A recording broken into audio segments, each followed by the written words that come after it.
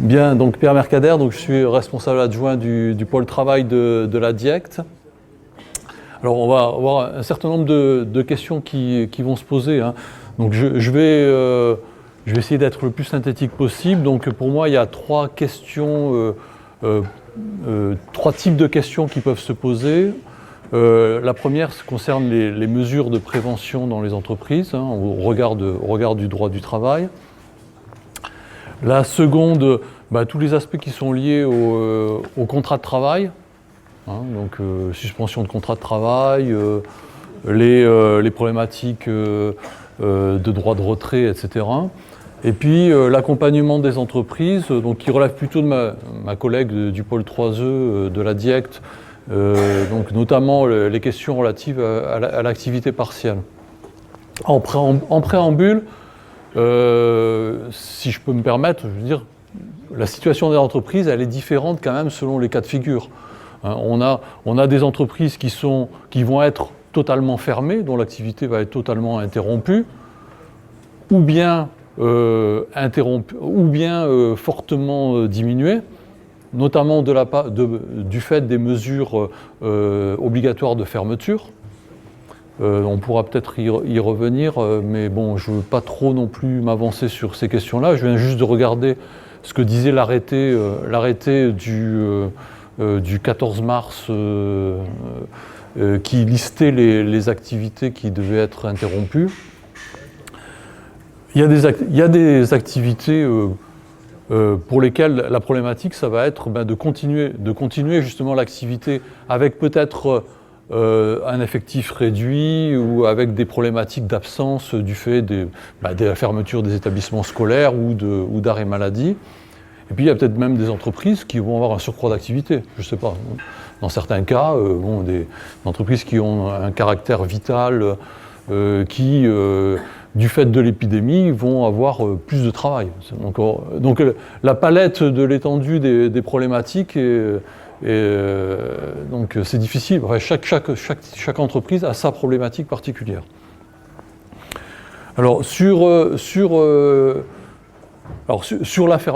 les obligations de fermeture, moi ce que j'ai vu dans l'arrêté du Premier ministre, l'arrêté ministériel, c'est une entrée plutôt établissement recevant du public, hein.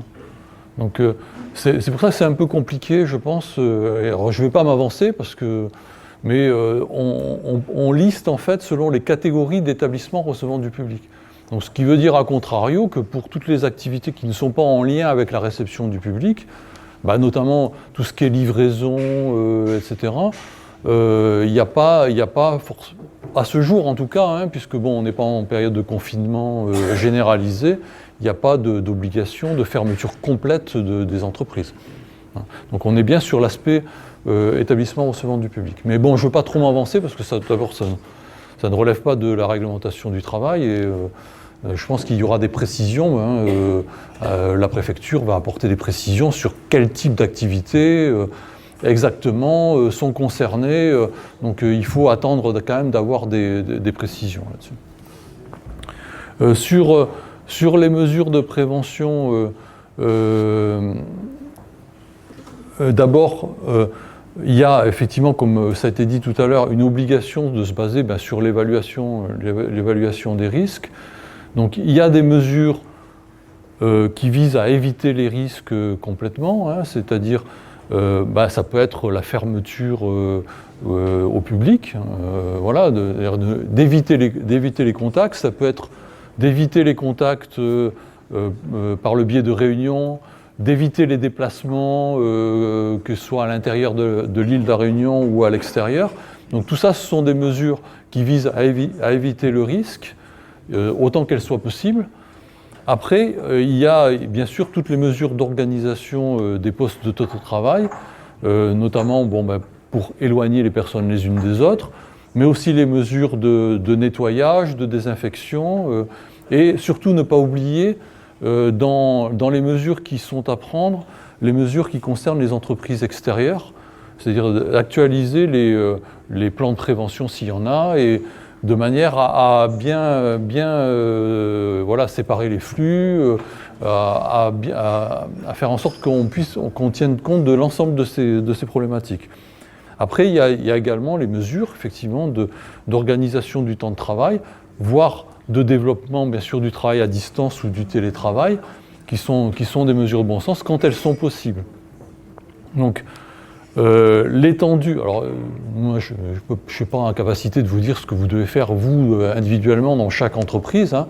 Donc on peut éventuellement vous apporter des conseils, que ce soit nous ou le service prévention de la caisse de sécurité sociale, vous apporter des conseils, mais ça relève vraiment bien de l'analyse précise de l'activité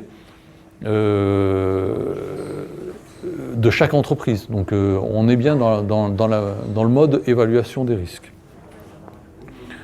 Sur les aspects contrat de travail, bon, plusieurs choses. Donc si effectivement, donc là on a parlé des arrêts de travail, hein. Donc là j'ai repris un peu le question-réponse de la Direction générale du travail, en sachant qu'il date quand même déjà d'une semaine. Donc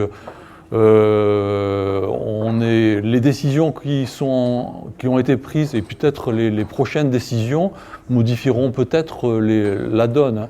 Mais aujourd'hui, lorsqu'on est sur une situation d'arrêt de travail liée au fait que les enfants, les établissements scolaires sont fermés, on est bien dans une situation où le salarié bénéficie des indemnités journalières de sécurité sociale sans jour de carence.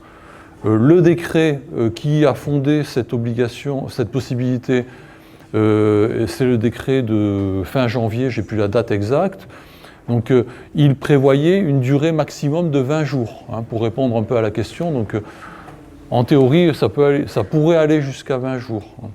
Et ça sera sûrement revu dans la mesure où les établissements scolaires et les établissements d'accueil des enfants, c'est valable a priori selon l'arrêté jusqu'au 15 avril. Donc on dépasse largement la période de 14 jours. Donc on peut supposer qu'il va y avoir une actualisation des textes sur cette question-là. Reste quand même l'indemnisation complémentaire. Donc on ne peut pas dire, voilà, les arrêts de travail, ils risquent d'avoir un coût quand même pour les entreprises, puisque l'indemnisation complémentaire, elle est obligatoire, hein, il n'y a pas de discussion là-dessus, avec un délai de carence qui a été supprimé également par un deuxième décret pour l'indemnisation complémentaire légale, celle qui est prévue par le Code du travail, l'article L1226-1 du Code du travail. Par contre, les délais de carence qui sont prévus par les dispositifs conventionnels, hein, les conventions collectives de branche, eux n'ont pas été supprimés, n'ont pas été neutralisés par le décret. Donc il y a lieu de faire le comparatif pour le salarié, donc comparer si ce sont les dispositions légales ou les dispositions conventionnelles qui sont le plus favorables pour le salarié. Voilà sur ces questions-là. Qu'est-ce que je pourrais vous dire? Alors sur le plan du contrat de travail, bon, bien sûr il y a des questions qui peuvent se poser, notamment relatives au droit de retrait. Hein, donc simplement pour rappel, le droit de retrait suppose, pour qu'il soit légitime, que le salarié ait une raison valable de se considérer dans une situation de danger grave et imminent.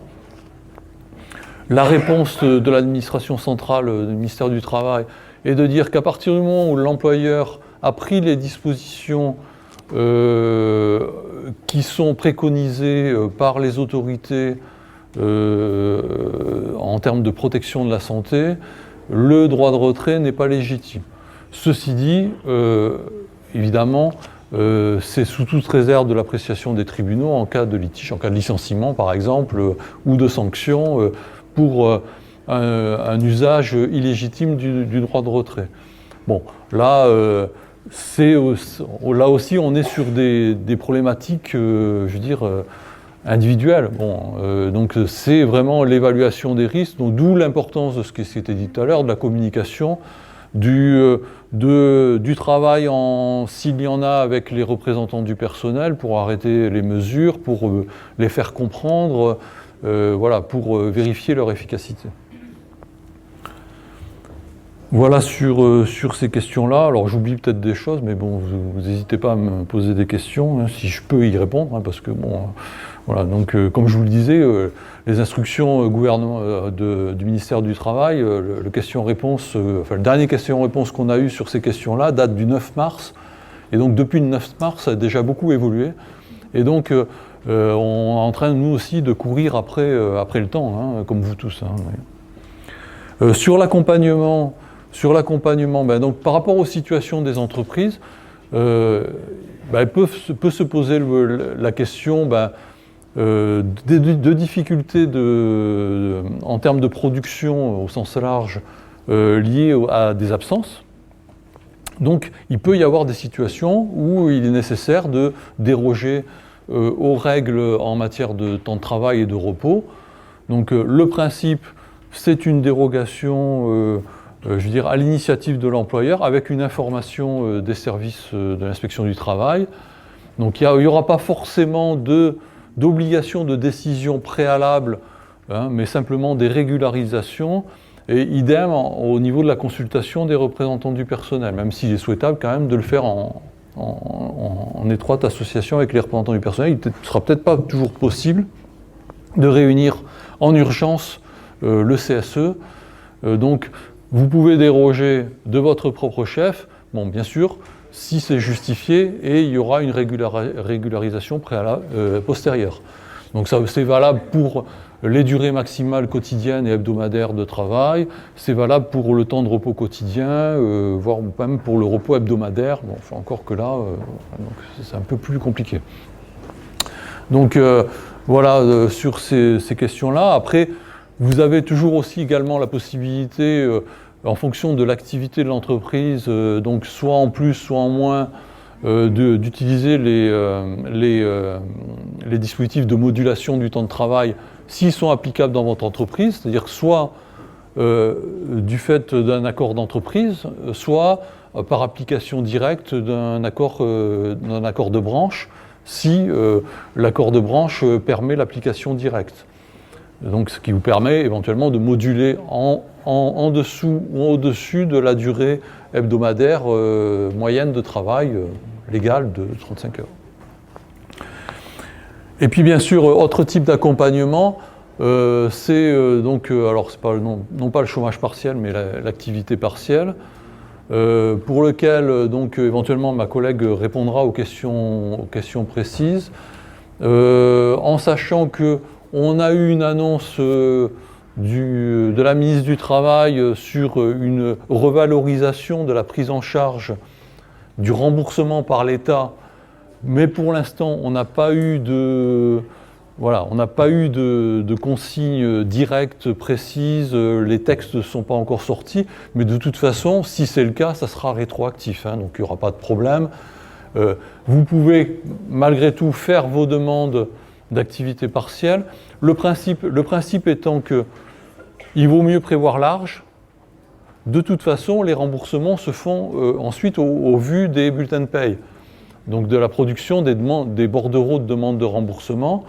Et donc, il vaut mieux avoir demandé fait une demande d'activité partielle pour 100 heures dans le mois, même si vous en utilisez que 10 ou 15, plutôt que l'inverse, parce que l'inverse est plus gênant. Voilà. Donc le message, c'est soyez large, soyez préventif, si vous êtes concerné, bien sûr, par une réduction d'activité, parce que si vous n'avez pas de réduction d'activité, c'est pas la peine. Hein. Donc voilà. Mais bon, voilà. Donc après, effectivement, pour les salariés, il peut y avoir des pertes de